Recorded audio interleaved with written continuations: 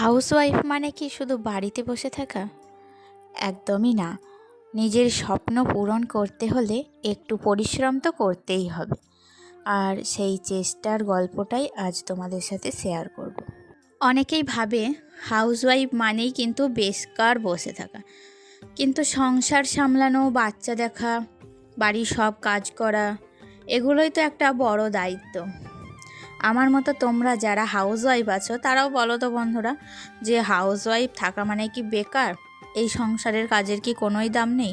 তো যে কাজ করলে টাকা আসে সেই কাজেরই কি কোনো দাম আছে? আর টাকা না থাকা কাজগুলোর বুঝি কোনো দাম নেই?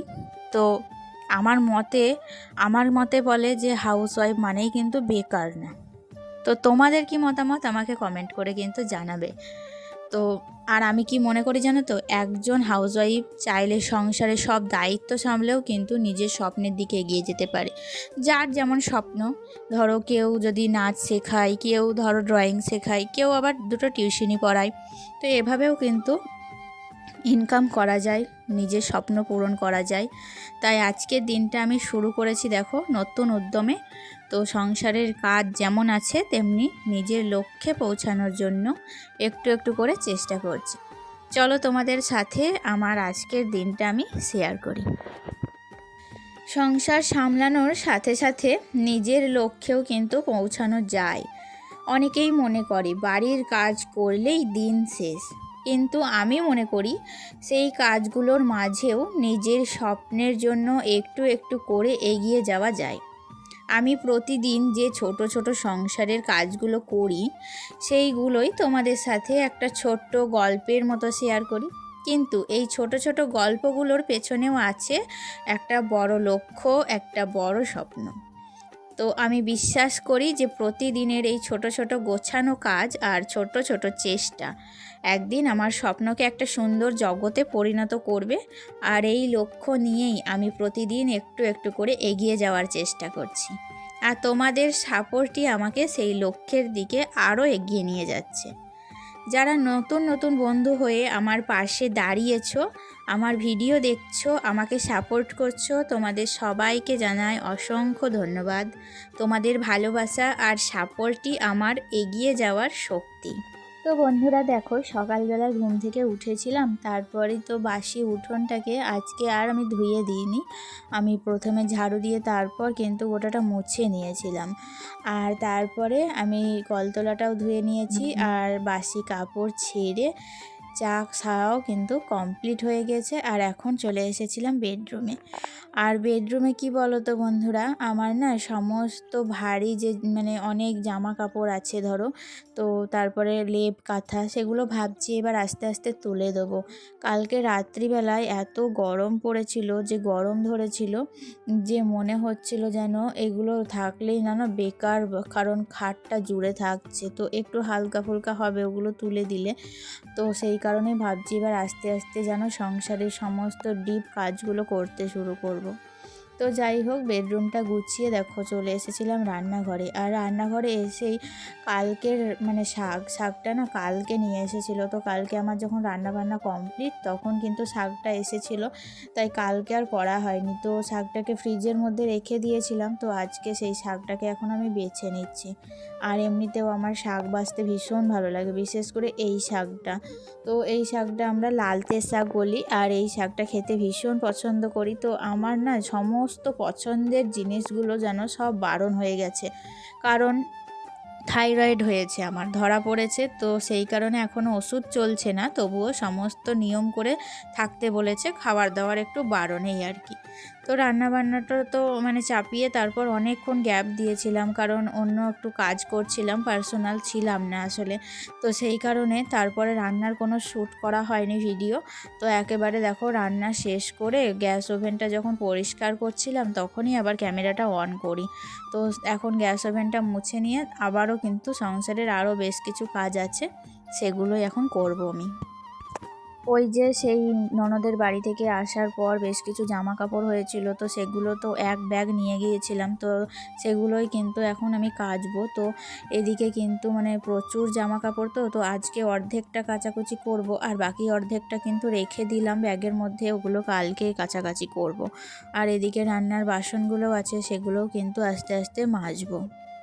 জানো বন্ধুরা, আগে আমি কিন্তু এই ফোনে ব্লগ করা বা ভিডিও বানানো এইসব জিনিস অন্যদের করতে দেখতাম, আর দেখতে আমার ভীষণ ভালো লাগতো। তারপর হঠাৎ একদিন মনে হলো যে আমিও তো চেষ্টা করে দেখতে পারি। সেদিন হঠাৎ করেই একটা ভিডিও ইউটিউবে আপলোড করে দিলাম, আর অবাক হয়ে দেখলাম তাতে বেশ ভালো রেসপন্স পেয়েছিলাম। সেদিন থেকেই মনে হলো যে না, আমিও আমার ডেলি লাইফস্টাইল তোমাদের সাথে শেয়ার করতে পারি।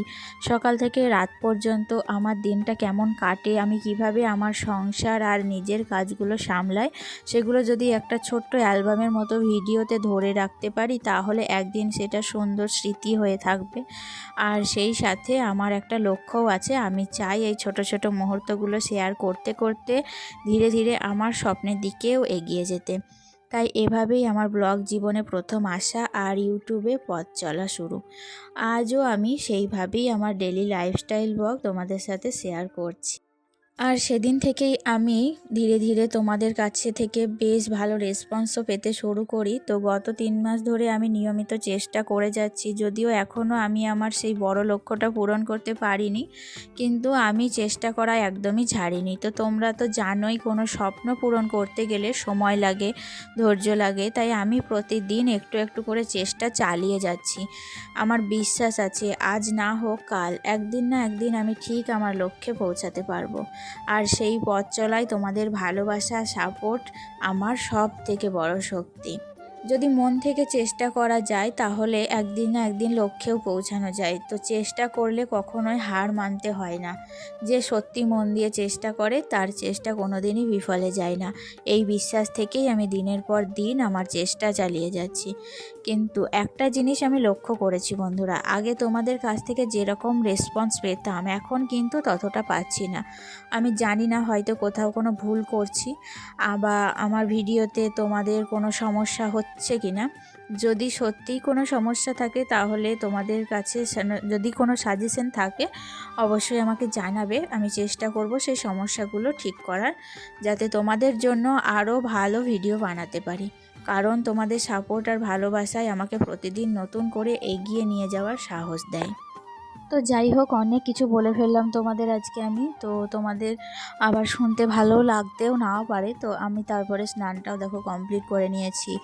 আর স্নান টান কমপ্লিট করার পর আজকে একটু মাথায় তেল দিয়েছিলাম, কারণ কি বলো তো, কয়েকদিন হয়ে গেল মাথায় কিন্তু শ্যাম্পু করা ছিল, তো মাথাটা কেমন একটা লাগছিল। তো সেই কারণে আমি মাথায় মানে ভালো করে তেল দিয়ে স্নানটা করে শাড়ি পরেছি আজকে। বিকেলে যাব টিউশন ছেলেকে নিয়ে, আর তার আগে আমি ওই যে জামা কাপড় যেগুলো কাচাকুচি হয়েছিল, সেগুলো কিন্তু শুকিয়ে গেছে, তাই কারণে আমি কিন্তু একটু আয়রন করে নিচ্ছি। তো একটু একটু করে যদি কাজগুলো কমপ্লিট করি, তাহলে কিন্তু তবেই আমি সমস্ত কাজ কমপ্লিট করতে পারবো। তো একদিনে যদি সমস্ত কাজ করতে যাই, তাহলে কিন্তু নিজের এনার্জিটাও লস হয়ে যাবে, আর কাজটাও পারফেক্ট হবে না। তো সেই কারণে আমি একটু একটু করে করছি। আজকে 2টো জামা যেমন আয়রন করব, নেক্সট দিন আরও 2টো জামা আয়রন করব। তো এভাবেই আমার প্রত্যেকটা কাজ কিন্তু আমি কমপ্লিট করব। তো তারপরে নিচে গিয়েছিলাম, নিচে গিয়ে ছেলেকে খাওয়ানো, তারপরে নিচে গিয়ে ছেলের বই রেডি করা এবং ছেলেকে নিয়ে টিউশন যাওয়া। তো সমস্তটা কমপ্লিট করব। তো তারপরে আস্তে আস্তে ছেলেকে নিয়ে টিউশন থেকে বাড়ি ফিরতে মোটামুটি 5টা কি 5:30 মতো বেজে যায় বন্ধুরা। তখন এসে কিন্তু আর এনার্জি পায় না, জানো তো। তাই ওই যাওয়ার আগে কাজগুলো কমপ্লিট করে গিয়েছিলাম বলেই স্বস্তি। আর টিউশন থেকে এসে আজকে কিন্তু একটা ভালো কাজ করব। কি বলো তো, ওই যে মানে কি বলবো, গোলাপ গাছগুলো না, সিজন তো শেষ হয়ে গিয়েছে, তো এখন তো গ্রীষ্মকালে দেখবে গোলাপ গাছের একটু বেশি কেয়ার নিতে হয়। তো সেই কারণে পাতাগুলো কুঁকড়ে যাচ্ছে, নতুন কুঁড়ি আসছে, সেগুলোও কিন্তু কুঁকড়ে যাচ্ছে, কেমন একটা পোকা লেগেছে। তাই মনে হলো একটু কীটনাশক গাছগুলোতে যদি স্প্রে করে দেওয়া যায়, তাহলে যদি গাছটা ভালো থাকে তো সামনে বছর বর্ষাতে কিন্তু ভালো ফুল পেতে পারি। সেই কারণে প্রত্যেকটা গোলাপ গাছ, যতগুলো গাছ আছে আমার বাগানে মোটামুটি 5টা কি 6টা গোলাপ গাছ আছে, তো সব গাছগুলোতে কিন্তু আমি ভালো করে ওই যে কীটনাশকটা স্প্রে করে দিয়েছি। আর তা করতে করতেই সন্ধে লেগে গিয়েছিল। কারণ কি বলতো, স্কুল থেকে আসার পর না, আমি ওই যে বললাম, স্কুল নয় সরি, আমি টিউশন থেকে আসার পর কিন্তু হাতে একদমই সময় পাই না। আসতে আসতেই 5টা কি 5:30 মতো বেজে যায়। তো তারপরে 1 ঘন্টা মতো ছাদে কাটাই। তো তারপরে কিন্তু নিচে আসতে আসতেই সন্ধে। তো ওই যে দুপুরবেলায় যে জামা কাপড়গুলো আয়রন করেছিলাম, এখন কিন্তু সেগুলোই আমি আলমারির মধ্যে ভরে রাখছি। আর আমার হাজব্যান্ডের, আমার ছেলের সমস্ত জামা কাপড় তো আমি আলাদা আলাদা করেই ভরে রাখি, এমনকি আমারটা নিচে আলমারিতে রাখি। তো সমস্তটা জামা কাপড় আলাদা আলাদা করে ভরে রাখাই ভালো, তাহলে কি হয়, শর্ট করে কিন্তু খুঁজে পেতে সুবিধা হয়। তো ফাইনালি দেখো সমস্ত কাজ এখন কমপ্লিট হয়ে গেছে।